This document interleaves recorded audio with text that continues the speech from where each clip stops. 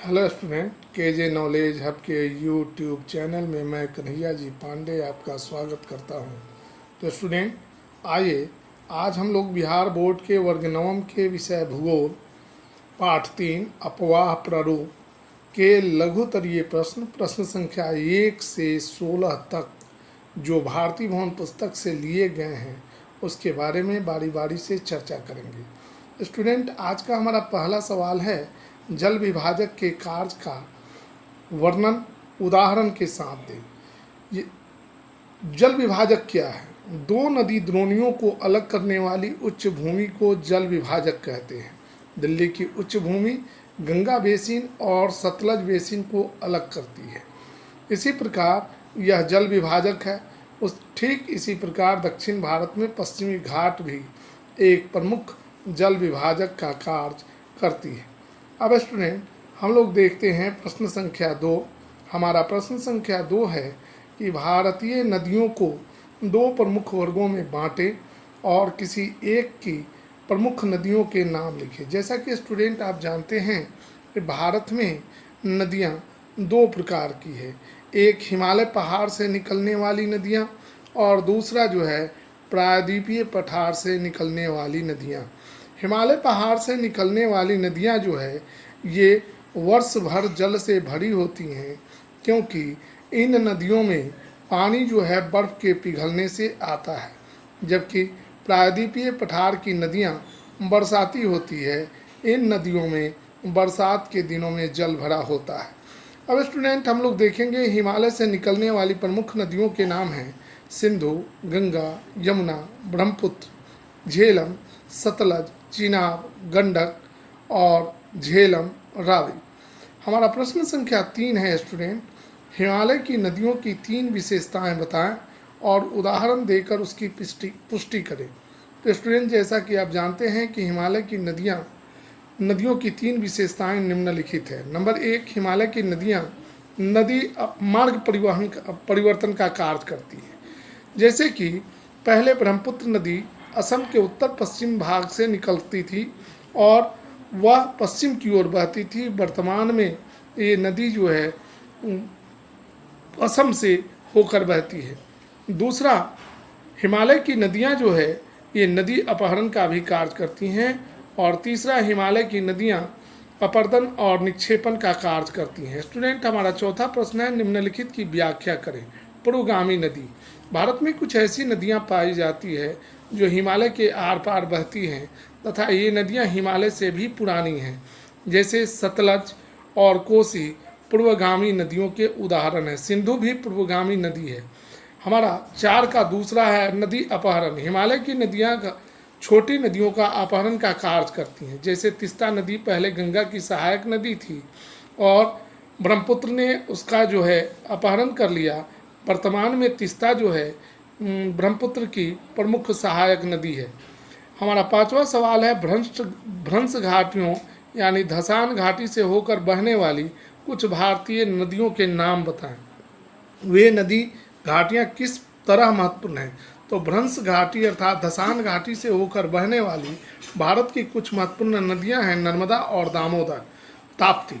नर्मदा नदी की घाटी संगमरमर के उत्पादन के लिए विख्यात है, जबकि दामोदर नदी की घाटी कोयला उत्पादन के लिए। उसी प्रकार ताप्ती नदी की घाटी कृषि उत्पादन के लिए महत्वपूर्ण है।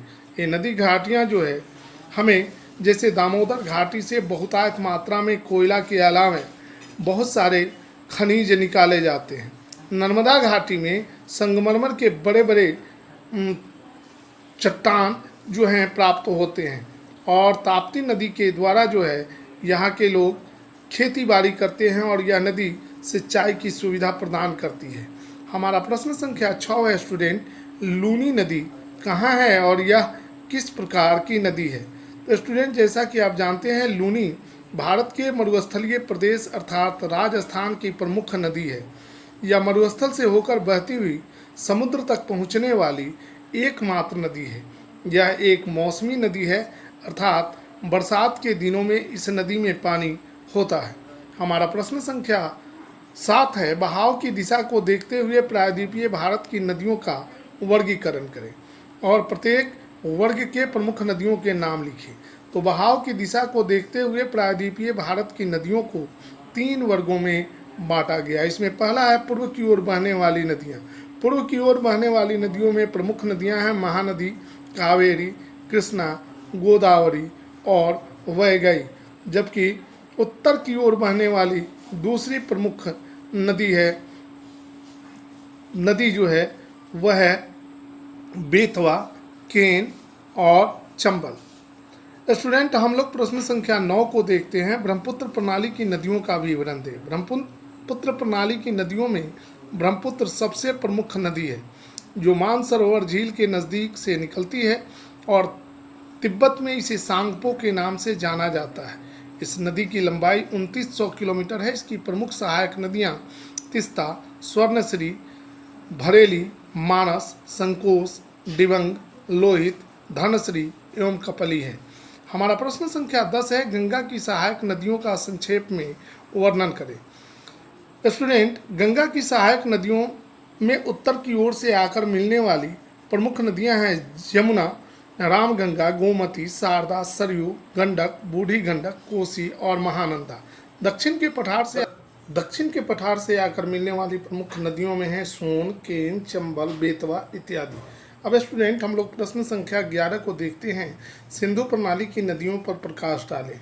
सिंधु प्रणाली की नदियों में सिंधु सबसे प्रमुख नदी है। यह मानसरोवर झील के निकट से निकलती है। इसकी लंबाई 2900 किलोमीटर है।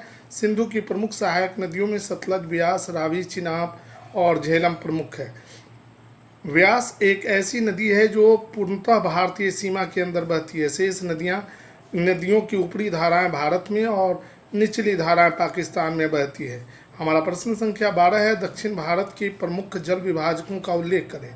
तो जल विभाजक उस उच्च भूमि को कहते हैं जो 2 नदी बेसिनों को अलग करती है। दक्षिण भारत का प्रमुख जल विभाजक है पश्चिमी घाट पर्वत एवं विंध्याचल की उच्च भूमि। ये दक्षिण भारत के ये नदी द्रोणियों को अलग करने का काम करती हैं। अब स्टूडेंट, हम लोग प्रश्न संख्या 13 को देखते हैं। भारतीय अर्थतंत्र में नदियों का क्या योगदान है। तो भारतीय अर्थतंत्र में नदियों का महत्वपूर्ण योगदान है। नदियां भारत में सिंचाई के महत्वपूर्ण साधन प्रदान करती हैं। बाढ़ के समय नदियां अपने मैदान में नई मिट्टी बिछा देती हैं, जिससे मिट्टी की उर्वरा शक्ति बढ़ जाती है। नदियां जो है भारत में यातायात का एक प्रमुख साधन है। नदियों पर बांध बनाकर जल विद्युत का निर्माण किया जाता है। नदियों से मछलियां पकड़ी जाती हैं। नदियां उद्योगों की स्थापना का सबसे प्रमुख कारक है। स्टूडेंट, प्रश्न संख्या 14 है। भारत के प्रमुख झीलों का विवरण दें। तो उत्पत्ति के आधार पर भारत में कई तरह की झीलें पाई जाती है। गोखुर झील, लेगून झील, क्रेटर झील, अवरोधक झील, भूगर्भीय झील, हिमानी झील। जबकि भारत में 2 प्रकार की झीलें जल के खारापन और मीठापन के आधार पर 2 प्रकार की झीलें पाई जाती हैं। मीठे पानी की झील जैसे बूलर झील, डल झील, कांवड़ झील, सरैया मान झील, ये मीठे पानी की झील है। दूसरा होता है खारे पानी की झील जैसे सांभर झील, पुलिकट झील, चिल्का झील। ये जो है इनका पानी जो है नमकीन होता है। अब स्टूडेंट, हम लोग प्रश्न संख्या 15 को देखेंगे। हमारा प्रश्न संख्या 15 है।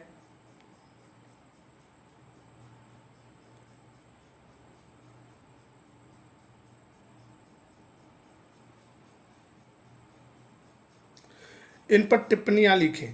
नदी द्रोणी, जब कोई बड़ी नदी अपनी सहायक नदियों के साथ जिस क्षेत्र में अपने जल को लेकर आगे बढ़ती हैं तो उसे नदी द्रोणी की संज्ञा दी जाती है, अथवा 2 नदियों के बीच की भूमि को द्वाब या द्रोणी कहा जाता है। दूसरा हमारा टिप्पणी लिखना है जल विभाजक पर। 2 नदी द्रोणियों को अलग करने वाली उच्च भूमि को जल विभाजक कहते हैं। और तीसरा पॉइंट है स्टूडेंट क्रेटर झील। पुराने ज्वालामुखी पर्वत जो होते हैं, ज्वालामुखी पर्वतों के मुख को क्रेटर कहा जाता है। तो पुराने ज्वालामुखी पर्वतों के मुंह पर जो झील बन जाता है प्राचीन ज्वालामुखी, उसको क्रेटर झील की संज्ञा दी गई है, उसे क्रेटर झील कहा जाता है। हमारा चौथा पॉइंट है नैनीताल। वर्तमान में उत्तराखंड की राष्ट्रियों के अनुसार पहले सिंधु एवं ब्रह्मपुत्र नदी का पहला डेल्टाई प्रदेश था। वहाँ बहुत सारे छोटे बड़े ताल हैं अर्थात झील हैं, जिसमें सबसे बड़ी झील नैनी झील है। इसी के नाम पर इस सुंदर रमणीक स्थान का नाम नैनीताल पड़ा है। वर्तमान में नैनीताल जो है राजधानी है। हमारा पांचवा पॉइंट है भारत की सबसे बड़ी नदी द्रोणी। तो स्टूडेंट, जैसा कि आप जानते हैं भारत की सबसे बड़ी नदी द्रोणी गंगा की नदी द्रोणी है। दिल्ली की उच्च भूमि इस नदी द्रोणी को सतलज नदी द्रोणी से अलग करती है। गंगा नदी द्रोणी की प्रमुख नदियां हैं गंगा, यमुना, गोमती, घाघरा, सरयू, गंडक, सोन, पुनपुन और कोसी। अब स्टूडेंट, हम लोग प्रश्न संख्या 16 को देखेंगे। हमारा प्रश्न संख्या 16 है, नमामि गंगे योजना क्या है। नमामि गंगे योजना भारत सरकार के द्वारा चलाई गई एक योजना है। इस योजना का प्रमुख कार्य जो है गंगा के प्रदूषण को कम करना है। इस योजना के अंतर्गत गंगा के प्रदूषण को नियंत्रित करने के लिए एक मंत्रालय का गठन किया गया है। 2014-15 के केंद्रीय बजट में नमामि गंगे प्रोजेक्ट के लिए 2037 करोड़ रुपये का आवंटन किया गया। इस योजना के अंतर्गत गंगा की सफाई तेजी से की जा रही है और वर्तमान में गंगा नदी बहुत साफ हुई है। तो स्टूडेंट, आज हमने आपके समक्ष बिहार बोर्ड के वर्ग नवम के भूगोल पाठ 3 अपवाह प्रारूप के लघुतरीय प्रश्नों को बारी बारी से रखा और उनका विश्लेषण किया। स्टूडेंट, आपको अगर हमारा वीडियो अच्छा लगे तो आप हमारे वीडियो को लाइक करें, शेयर करें तथा हमारे YouTube channel KJ knowledge hub को सब्सक्राइब करें। तब तक के लिए मैं कन्हैया जी पांडे आपसे विदा लेता हूं। धन्यवाद।